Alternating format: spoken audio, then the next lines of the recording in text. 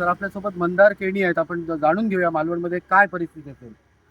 नाही, मालवण शहराची कालची झालेली भारतीय जनता पक्षाची रॅली पाहता, कार्यकर्त्यांमधला उत्साह पाहता, या मालवण शहरात नगराध्यक्षासहित भाजपची सत्ता या मालवण शहरात बसेल असं मी तुम्हाला आत्मविश्वासाने सांगतो. परंतु ज्या पद्धतीने शिवसेनेने देखील आपला शक्ती पणास लावली आहे, तर काय त्याचा परिणाम होईल का तुमच्या?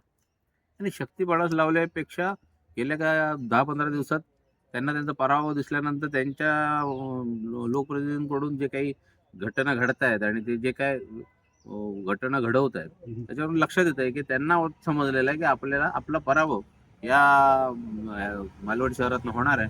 म्हणून तुम्हाला दिसतंय ना, आपल्या बीजेपीच्या प्रत्येक लोकप्रतिनिधी विकासाचं हे घेऊनच ही निवडणूक लढली, विकासाच्या गोष्टी बोलूनच लढली, विकासावरच ही निवडणूक आम्ही केली.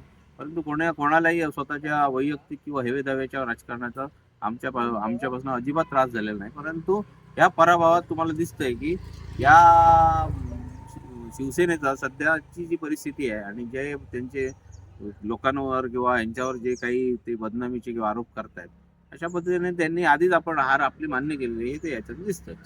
नक्कीच हे होते मंदार केणी. शिवसेनेला हार मान्य असल्यामुळे त्यांनी भाजपवरती ताशेरे ओढले आणि या परिस्थितीमध्ये देखील भाजप विजयी होईल असा विश्वास मंदार केणी यांना या ठिकाणी वाटतोय.